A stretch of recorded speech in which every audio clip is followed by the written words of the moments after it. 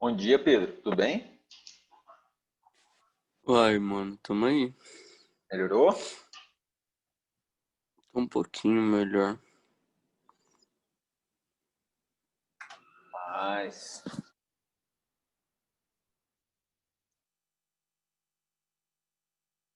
Gabriel tá entrando aí na área. O povo tá devagar hoje, velho. Ó o Júlio. Vamos decidir dar as honras.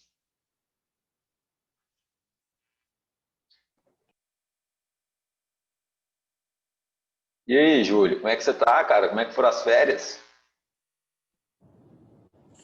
E aí, bom, firmeza. Sumiu, cara. Nada. Bom dia, Andressa. Bom dia, Luan, Gabriel, Ana Clara. Bom dia. Como é que vocês estão? Todo mundo Bom bem? dia. Tranquilo? Tudo jóia. Bom também. Já compartilhei a tela aqui.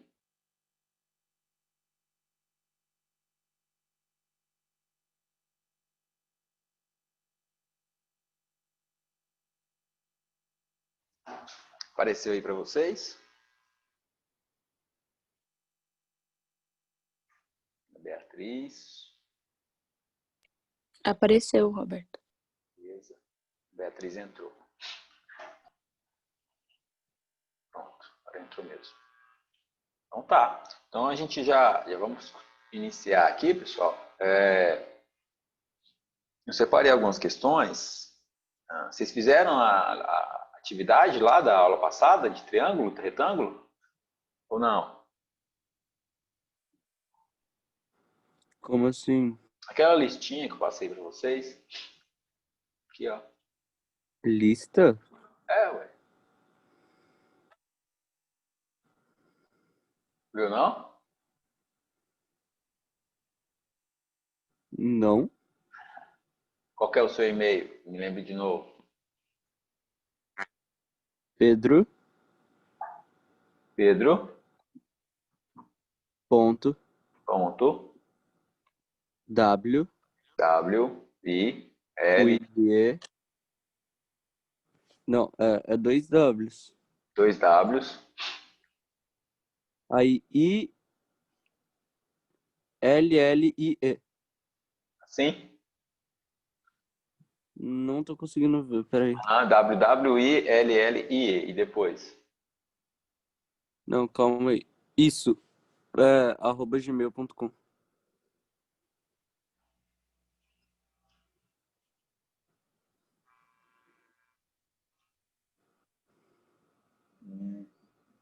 Então tá.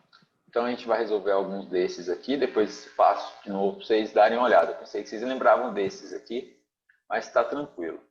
Ó, material do livro do Enem, né? Que assim, vocês têm o livro do Enem? Não vem no material desse ano para vocês, não, né? Não. O material, quando vocês estiverem lá no próximo ano, ele traz aí exercícios do Enem relacionados a conteúdos específicos, né? Separado por conteúdo, em vez de ser separado por Enem. Então, por exemplo, ele traz aqui exercícios, o Elfo querendo entrar. Deixa eu ver se tem mais alguém aqui. A Clara. Me aceita pelo computador, Roberto. É o computador, né? Beleza, tá dando certo, tá entrando. Entrou? Carregando aqui para mim. Ó o Elvio aí. Qual que é o nome dessa aí, Elvio? Ah, deu certo. Foi eu mesmo, em 2015. Pois é, ué, qual é o nome da fera aí? Ele chamava Fred, ele morreu porque minha prima dele caiu de cima do mureta, ele rachou a cabeça. A sua prima fez o quê? Deixou ele cair de cima da mureta, aí ele rachou a cabeça, tadinho, ele morreu. Nossa, credo, sua vida é meio trágica, né, Elvio? Toda vez você traz alguma... Na semana passada era a mulher que era viciada e tal, e era famosa. Só na base da tragédia, ué. Você viu ele com a cabeça rachada? Não, Então, ó, voltando. Esse É o livro, Neto? Eu tenho uma amiga que tinha um pio, professor. Era uma calopsita. Daí ele ficava andando atrás dela, que nem cachorrinho novo, tá ligado? Fica andando atrás do dono. Aí ela virou um dia e pisou na cabeça dele sem querer. Deus me livre, é isso. Mas foi só uma vez também, ela nunca mais pisou. Nunca mais pisou, porque Elvio. morreu, né? Né? Ela só enterrou Professor. a porra do bichinho, coitado. Credo. Professor, eu já tive um peixinho que cometeu suicídio. Pulou do aquário. Não, o Exatamente. Gabriel, ele cuidou, tipo, a gente cuidava semanalmente, cada um cuidava, né, uma semana, dos ratos. A gente teve rato de laboratório, professor. Aí uma semana ficou na Bem casa a do cara de Gabriel e mandou vocês, né? mensagem falando... Oi? Bem a cara de vocês mesmo. Não, então, aí uma semana Roberto, ele eu mandou pedi pra mensagem falando seguir assim, pra entrar o, pelo o, computador. o Ravel comeu a Mikasa. Eu fiquei, tipo, quê? Aí ele falou, eu cheguei lá e ela tava, tipo, pela metade, ele tava comendo ela. Um rato com outro. Caralho.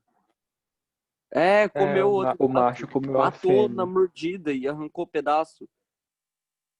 Aí eu falei assim, meu filho, agora tu cuida dele, né? Aí ele foi lá e deu uma bicuda nele. Eu cuidei muito bem dele. Nossa, gente. Que Nunca mais machucou violência. ninguém. Nunca peixe- mais tive que cuidar, né? O peixe, ele... Nunca mais me deu trabalho, professor. Credo, gente. O Gabriel Tadinho. levou ele pra uma BR, tá ligado? E aí tava passando o carro, ele deu uma bicuda no rato, o rato bateu no carro, daí o carro atropelou o rato morreu. Nossa, gente, isso é desumano, não pode não, hein? Sério? Não, Maus tratos é animais. desrato-humano. Desrato, né, professor? Não desumano. Maus tratos animais, isso aí, hein? Ele já era desumano mesmo. Ele maus tratou, Luísa Mel. ele deu maus tratos aos meus sentimentos, professor. Ele matou minha A rata. fêmea era Feriu muito... seus sentimentos, pode fazer o que quiser com ele, então. É assim que funciona. Exatamente.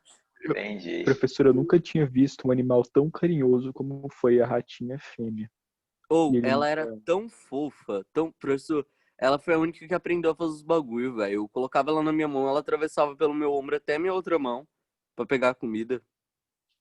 Ela era tipo, velho, eu tava treinando ela, já Vocês tinha... estão ouvindo isso aí, né, gente? Então, professor, eu tava treinando ela, já tinha tipo... Cara, tinha uns 4 meses que tava eu e o Gabi cuidando dos dois, tá ligado? E o rato macho, ele só servia pra fazer bagunça. Mas, porra, aí ele pegou e Tá matou vendo? a rata, velho. Tá vendo qual que é a Ô, influência do fiquei macho na sociedade? Até hoje o Gabi tem a minha gaiola lá. Ai, ai, nossa senhora, cada uma, viu? Esse negócio do peixe pular do aquário aí, eles fazem isso mesmo, né? Não sei por quê, mas aqui em casa também já aconteceu. Peixe morrer porque pulou. Teve um que a gente até conseguiu salvar, ele tinha pulado pouco tempo, ainda estava rebatendo no chão e a gente voltou ele. Porque é baixinho, Eu né? queria um peixe. A gente fez A aquele... minha mãe não deixa ter um peixe, não sei porquê. Peixe é bom, peixe é legal, eu gosto. Nossa, Mas mano, não dá é tão trabalho. pior ter um peixe do que ter um rato, tá ligado? Porque, assim, pelo menos do rato, eu coloco ele no chão, ele anda, ele se diverte. O peixe fica Pelo na menos porra do os aquário ratos se matam. pequenininho. O peixe, dependendo Peixe da craque. raça, se vocês colocarem juntos, eles são territorialistas também. Então, eles matam um ao outro. Eles comem a escama um do outro, comem as barbatanas e aí mata. Interessante. Tem alguns que não podem compartilhar, igual deve ter sido o rato também, né? Essa questão aí de território, né? Ele não aceitou dividir o território, né? Mas os dois eram um casal. Eu acho, exatamente, eu acho Mas que os não dois houve, brigaram. não, Porque, assim, não houve cerimônia nem ela nada. vivia mordendo ele mordia de volta, tá ligado? Eu acho que numa dessa. Mas tem que ver isso. Violência Depois é doméstica. interessante vocês darem uma olhada sobre isso no sentido de biologia mesmo, O porque rato era sexista, professor. tem que ver isso aí, tem que fazer um estudo sociológico aí do rato aí. Ó, esse material vocês não têm, então o que eu fiz? Eu coloquei no OneNote aqui, tirei um print da número 9, da número 10, dei uma olhadinha em quais são essas questões do Enem, né? Porque aqui só fala assim, ó, é número 9 do livro, Enem 2014, tá vendo? Então, eu fiz o seguinte, eu peguei, dei uma olhadinha para saber qual é a questão do Enem. Então, é a 178. Deu uma travada aí, né, no meu vídeo. Tá engraçado, hein? Tá travado para vocês também? Não, tá na questão 9. Não, eu falo meu vídeo aí, minha imagem. Tá não. Tá, para mim tá. Pra mim tá não. Não, destravou agora. Travou. Então tá. Ó, então é a número 178. É a número 178 do Enem 2014. Vocês querem tentar resolvê-la?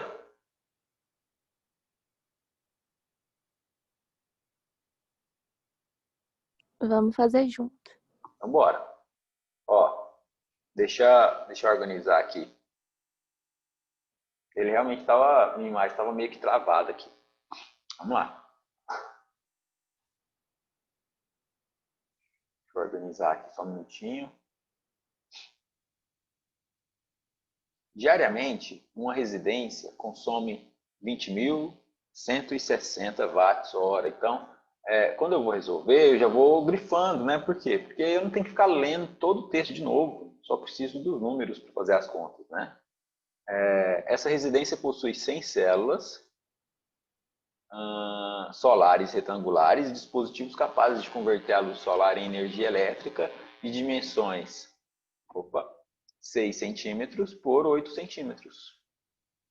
Cada uma das tais células produz ao longo do dia 24 watts por centímetro de diagonal. Ó, isso aqui é importante, por centímetro, né? Da diagonal. Então é importante eu já imaginar aqui, ó, ela é 6 por 8, então é uma seção retangular. Se eu quero a diagonal, eu já tenho que pensar aqui no Pitágoras, né? Então vamos pensando em tudo isso. O É proprietário um dessa... cálculo de polegada, não é? Isso, eu tenho que Tipo, levar em consideração a hipotenusa, né? sim. Certo? Uhum. Então tá, ó, 6, 8, Porque é aquele se triângulo mudar, 3, 4, 5, né? É 6, 8, 10. Eu já sei que a diagonal dessa célula aqui tem 10 centímetros. Mas a gente vai fazer essa continha. Cada uma das tais células, por centímetro de diagonal, o proprietário dessa residência quer produzir por dia exatamente a mesma quantidade de energia que sua casa consome. É o ideal, né? Por quê? Porque aí ele não gasta mais, ele não tem que investir mais do que o necessário, porque ele tem um consumo muito bem definido. Qual deve ser a ação desse proprietário para que ele atinja o seu objetivo? Então vamos pensar aqui. Se a placa ela tem dimensões de 6 por 8, a gente vai trabalhar primeiro com isso. Então, se ele é um retângulo aí de 6 por 8, a gente tem que calcular aí o seu Pitágoras para calcular a sua diagonal, né? Então vamos lá. cara, Vou desenhar aqui. professor, Oi. fico imaginando, tipo, esses exercícios, eles realmente não condizem nem um pouco com a realidade, né? Aí, legal você trazer essa experiência aí, porque você trabalha com isso, né? Tipo, porque para começo de conversa, ele tá levando em consideração 20.000 watts por hora, ou seja, 20 quilowatts, né? Uma casa que consome 20 quilowatts por hora, 20 kWh ao dia, né? Ela vai precisar, tipo, em média, umas 14 placas, eu acho. Sabe outra coisa que eu estava pensando aqui? Hum. A questão das 100 células, né? E outra, mas assim, se for levar por esse tamanho de célula, faz sentido, sabe? Por ser bem pequeno, mas eu nunca vi uma placa desse tamanho, tá ligado? Na minha Mas vida. ela é de 2014. Será que nessa época... porque isso avançou muito rápido, né, Pedro? Não, Será professor. que não? Sempre, tipo, não, desde que lançou o sistema de energia fotovoltaico para empresa e residência, lá em mais ou menos 2010, em outros países que começou a chegar mais com força, no Brasil veio chegando mais ou menos ali para 2012, 2014 os primeiros projetos, sabe, importados ainda. Porém, já era todo o mesmo sistema que a gente tem hoje em dia. A única coisa que realmente facilitou e diminuiu é o uso de inversores. Hoje em dia existem os inversores que traduzem a energia solar em energia elétrica, e eles atualmente são mais poderosos, né? Para serem reduzidas a quantidade, porque antigamente o casa normal levava tipo 2 inversores, hoje em dia é só um. E foi a invenção também dos microinversores, que são alguns que é colocado no próprio telhado da pessoa, fica debaixo das placas. Substitui o inversor normal, só que fica mais caro, ainda não é uma tecnologia muito bem acessível, sabe? Mas assim, esse processo de células, de ser tipo 100 células, eu imagino que seja aqueles negócios pequenos, tipo de, por exemplo, lanterna, sabe? Sei. Aí uma pessoa quiser alimentar a casa com aqueles bagulho de lanterna, realmente vai levar umas 100, entende? Opa. Deu certo. Apareceu aí? Pois é, Pedro. Eu não sei de onde eles tiram, sabe? É até interessante depois a gente dar uma olhada para ver se na questão tem referência, sabe? Acho que não. Acho que não, porque não tem um contexto, foi uma história criada, não é uma coisa baseada em uma notícia ou em fatos reais. Então, na verdade, eles podem... se tivesse fonte, vamos falar assim, e tivesse errada, era mais grave, né? Mas aí... Então, assim, eu acho que realmente ele não teve essa preocupação, não. Eu acho que eles só colocaram valores em uma historinha mesmo, sabe? Tá, aí a lógica disso era, tipo, basicamente a gente pegar esses 24 watts hora, multiplicar pelos 10, que vai dar 240 por placa, Vamos e lá, ver então. quantas... Isso mesmo. Quantas placas seriam... o que essa célula... Por exemplo, ele já tem 100, né? Então, quando eu pego aí as 10 centímetros, falo que ele produz 24 por centímetro diagonal, agora eu vou calcular aqui a produção de cada uma, né? Sim, se multiplicar isso tudo, essas 100 células dá 24 mil. 24 mil, isso mesmo. Então, eu tenho aí na célula, na placa em si, que tem 24 por centímetro, eu pego 24, né? E multiplico pelo 10, que é o que eu tenho para cada placa. Isso dá 240. Mas ele falou, watts hora, mas ele falou que eu tenho 100 dessas, né? Então, eu pego esse valor aqui e multiplico por 100. Então, eu levo em consideração que são 100 placas e pego 240 e multiplico por esse valor. Que foi o 24 mil que você encontrou, certo? Beleza. Então, tá. Então, o que a gente tem? A gente tem aqui um valor, vamos pensar assim, um valor que ele consegue obter, né, de produção, vamos falar assim, e ele tem uma demanda. Então, quanto que está sobrando aqui, né? Qual é a diferença entre 20.160 e 24 mil? Então, o que eu faço? Eu calculo essa diferença. Então, eu venho e coloco assim, né? Tá sobrando 3.840. 24 mil menos 20.160. Dá quanto? 800... Não, peraí, Se eu colocar, 3.800 olha como que eu faço? Por aí. Se eu colocar aqui, Roberto, me aceita pelo Andressa, computador, por favor? beleza, foi. Obrigada. Tá carregando. Então, se eu colocar 40 aqui, vai para 20.200. Aí eu preciso de 800 para completar 21 mil e 3.000 para completar 24.000. Então, 3.840. Acompanharam o raciocínio? Sim. Então, se eu tenho aí 3.840 watts-hora sobrando, né, o que a gente tem que fazer? A gente tem que pegar esse valor e dividir pelo número que cada placa produz para eu saber quantas placas estão sobrando, né? Então, eu vou jogar essa diferença em placas. Então, quantas placas sobrando? Então, eu pego as placas, pego 3.840 e vou dividir pelo número que cada placa produz. Certo? Dá quanto? Aí eu faço uma continha, corto esse zero com esse. Eu acho que é 16, viu? Não sei. Vou jogar aqui 16. É exatamente o resultado dessa operação aqui, dessa divisão. Vou lá, marco. Letra A. Então, assim, não é difícil, né?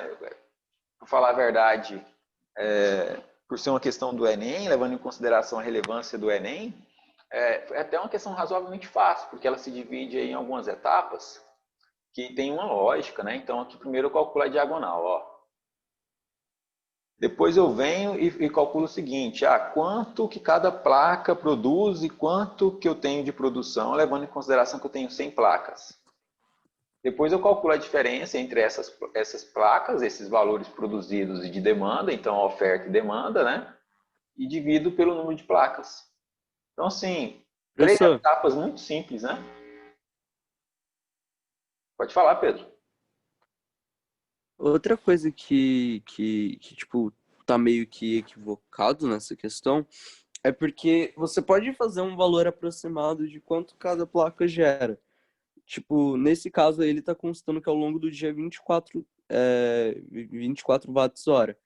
Mas a questão é que, assim, nunca é esse valor de verdade, tá ligado? Porque basicamente tem mudança de clima, tem às vezes sombreamento e por aí vai. Então a gente usa a medida pico, watt pico, WP.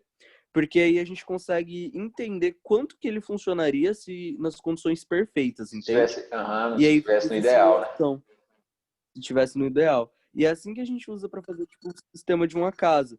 A gente tem que usar os quilowatts picos, porque, vamos supor, a gente pega e fala pro cliente, vai gerar 24 watts hora, tá ligado? Aí vai lá e não gera. Aí não pode, tá ligado? Porque senão a pessoa te mete um processo. Então a gente tem que pegar e jogar no kilowatt pico um pouco mais para ele fazer a estimativa de que vai dar esses 24, tá ligado? Entendi. E aí, essa medida de pico, para transformar em quilowatts, a gente multiplica por 128. Aí ele chega no valor ideal, sabe? Sei. De horas, tipo, geração no dia inteiro. Aí é só se dividir pelas 12 horas que fica ativo, 8 horas, depende da região que o sol tá mais presente. E aí você descobre quanto por hora, sabe? Tipo isso. Então significa, quando você fala 128, em vez de multiplicar por 1.000, você multiplica por 128? Será que é isso? O que é esse Não. 128 na conversão, hein? É porque, assim, quando se trata, como eu tô te falando, se trata de pico. A gente leva em consideração que em algum momento do dia ele vai alcançar o máximo, entendeu? E esse máximo vai ser o pico dele, é o topo. E aí essa conversão de pico, que geralmente esse valor é muito pequeno, é tipo 3,4, 4,02, tá ligado? Quilowatt pico. E aí é tipo, esse 4,02, por exemplo, é 4.000 watts, entendeu? Aham. Só que é no pico. É o pico máximo que ele vai atingir. Aí, se você faz essa conversão, você vai lá e multiplica. Você pega esse 4,02 e multiplica esse valor por 128. Daí ele vai te revelar quanto que ele vai produzir de quilowatt-hora, entendeu? Ele sai do pico e mostra aproximadamente o quilowatt-hora. Aí, assim, a gente já consegue dimensionar melhor a situação. Tipo, isso é um cálculo lá da engenharia elétrica. No Queria foco. depois entender isso, né? A questão do 128, tá? Interessante saber de onde que vem esses valores, né? Assim, tem estudos aí, com certeza, né? Muito bom. Tem Então, tá. tabelas, tem o negócio da Excel que faz direto também. Mas a Legal. gente acabou descobrindo esses valores assim com o tempo. Bom. E aqui, nesse exercício aqui, gente, do número 9, alguém tem alguma dúvida? A dificuldade na interpretação? Vocês acham que vocês teriam facilidade, dificuldade? Como é que tá aí?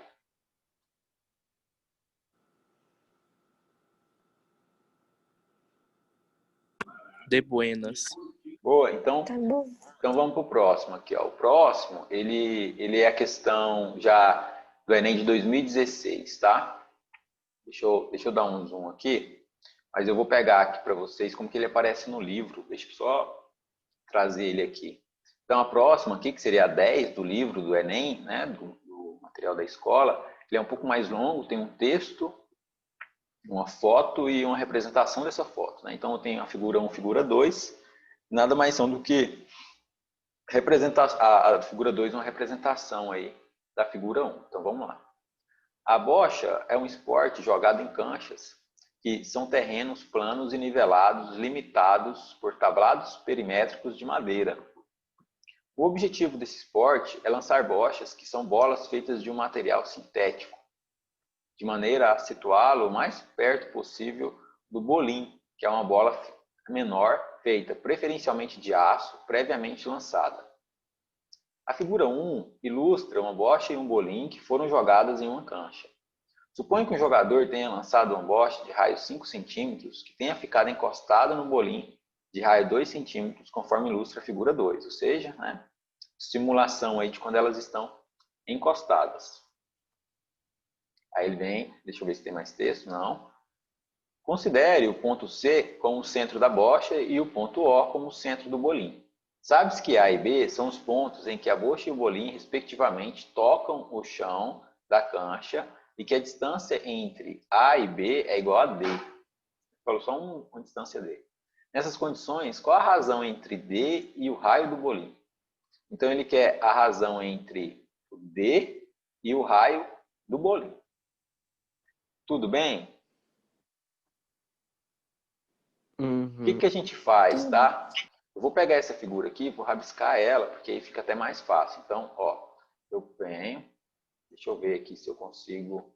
Ele não tem um triângulo que eu queria, mas o que ele quer então, né? Deixa eu ligar aqui o centro ao centro. Eu vou pegar o centro de um ao centro da outra. Deixa eu colocar assim de vermelho para destacar um pouco mais, né? Então tá, de centro ao centro. Depois, o que ele quer, né? Ele formou aqui um triângulo.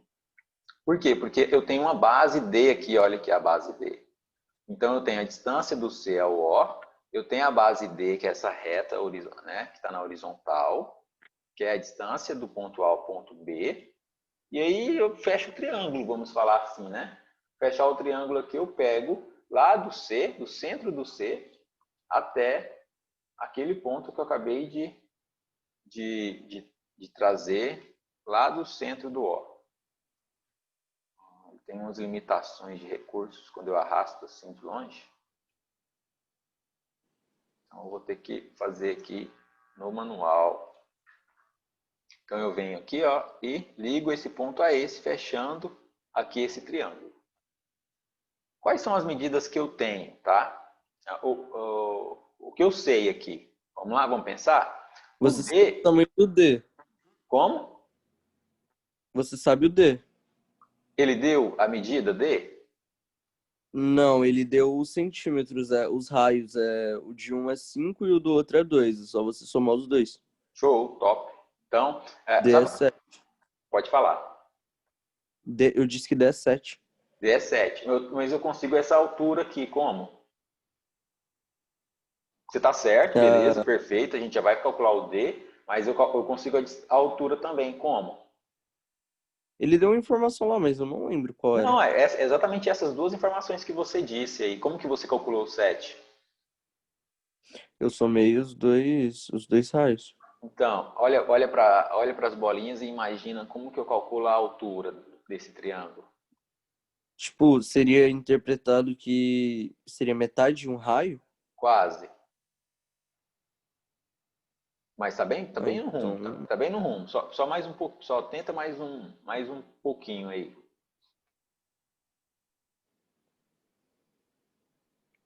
Ah, saquei. A gente vai pegar o raio do B menos o raio do A.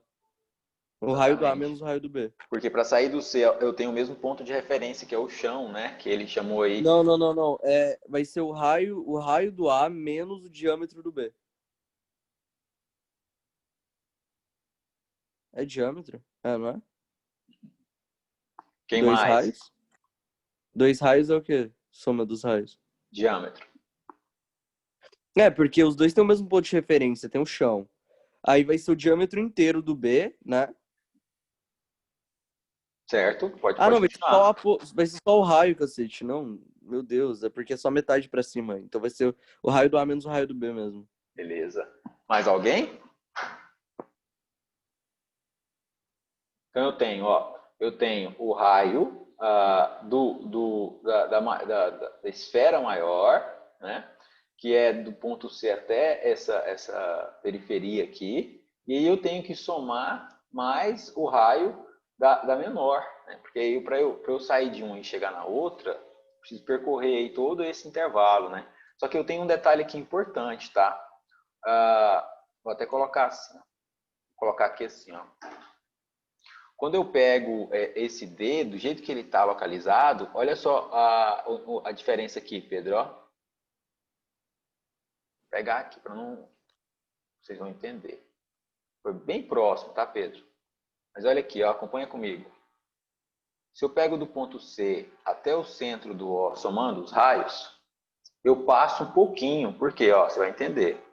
Se eu pego aqui do centro e depois eu ando mais o raio da esfera, sempre que eu tenho conexões entre esferas de raios diferentes, a soma dos raios é a hipotenusa e não a base. Por quê? Porque olha aqui, ó, essa medida aqui, ó, que soma raio com raio, tá vendo? Aqui na horizontal eu não tenho essa relação, por quê? Porque a esfera menor, ela entra um pouquinho no raio da esfera Entendi, maior, entendeu? entendi. Uhum. Então, sempre que vocês falarem em esferas, e isso é muito comum, né? Já tinha até outra questão, não sei se eu fiz com vocês no terceiro ano. Quando a gente soma os raios, eu vou fazer uma cota aqui, por exemplo, daqui até aqui é o raio maior, que eu vou chamar de R maiúsculo. Deixa eu escrever aqui assim. E daqui até aqui, eu vou chamar de R minúsculo, que é o raio da menor. Então, sempre que eu falo em distância em esferas, o comprimento ou qualquer situação semelhante a essa aqui, na verdade a gente está calculando a soma das diagonais, tá? Muito É que a bom. primeira idealização de raio é sempre reto, né? É Aí a sempre gente pra cima. coloca sempre ele na horizontal. E o D, a própria cota do D faz isso com a gente, né? Faz, nossa. Faz de propósito, tá? E aí, a altura aqui, beleza. A altura tá legal, por quê? Porque a gente tem que adotar uma referência. Eu vou adotar a referência como se fosse esse plano aqui, esse plano que está desenhado aqui. Então, se eu saio do A até o C, eu vou percorrer exatamente o raio da esfera. E se eu saio do B até o O, eu vou percorrer também o raio dessa esfera menor. Então, essa diferença de altura dos centros da esfera pode ser muito bem a altura da maior, né? Desse lado maior aqui do A até o C, menos a altura do B até o O, que é exatamente a parte que falta para completar o raio. Então, aqui sim, perfeito, eu vou chamar isso aqui de H. Vou chamar isso aqui de H. Beleza, aí sim, H é igual ao raio maior menos o raio menor. Tranquilo. Perfeito. Alguém não entendeu? Tem alguma dúvida? Como é que tá aí? Tá bem. Então tá. Então o que a gente faz aqui? Ó? A gente faz o seguinte. Então, na verdade, o que eu tenho é hipotenusa e D é exatamente o que falta. Então, eu vou colocar aqui que é hipotenusa. Vou desenhar um triângulo aqui. Vou tentar pegar esse mesmo triângulo, porque a gente mantém as proporções. Quer ver? Ele não vai, não. Vai selecionar toda a figura. Ele não reconheceu como figura única porque eu fiz por partes, né? Então deixa eu desenhar um aqui.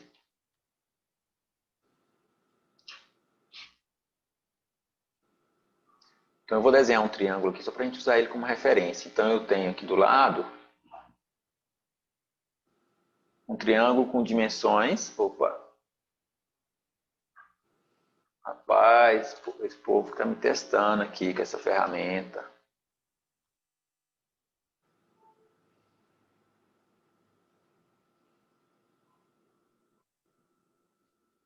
E aí o que eu faço? Eu vou colocar aqui assim, o H,